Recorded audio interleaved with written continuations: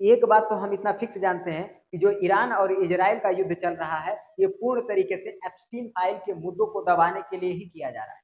क्योंकि जब एक किसी बड़े मुद्दे को दबाना होता है, तो उसके सामने अगर उससे भी बड़ा मुद्दा उठा दिया जाए, तो ध्यान रखना उस मुद्दे को आराम से दबाया जा सकता है, क्योंकि जो नया मुद्दा आता है वो उससे बड़ा होता है और पूरी दुनिया उस मुद्दे के चर्चे पर खो जाती है और इस मुद्दे को धीरे धीरे भूल जाती है। क्योंकि अगर आप कुछ साल पहले चलेंगे तो भारत में भी देखेंगे ऐसा ही हुआ था, जब ड्राइवरों के लिए कानून बनाया गया था,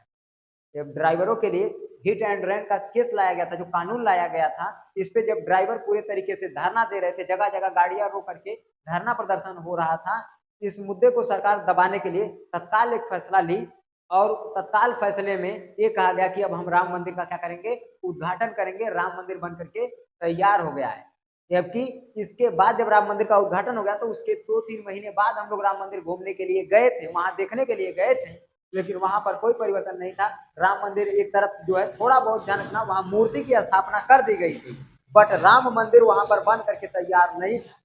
बस वहां पर मूर्ति की स्थापना कर दी गई थी, बाकी उसका जो निर्माण कार्य था वो पहले से ही सुचारू था और निर्माण कार्य वहां पे चल रहा था। एक बात याद रखना कि जब कभी भी एक बड़े मुद्दे को दबाना होता है, तो उससे भी बड़ा मुद्दा जब उठा दिया जाता है, तो इस मुद्दे से सबका ध्यान हट करके उस मुद्दे की तरफ चल जाता है। इस समय अमेरिका भी वही कर रहा है, क्योंकि एप्स्टीन फाइल में इन लोगों की इतनी काली कारतूतें थी, उनको दबाना मुश्किल हो रहा था। इसलिए ध्यान रखना, अमेरिका ने जो है ईरान के साथ युद्ध छेड़ दिया।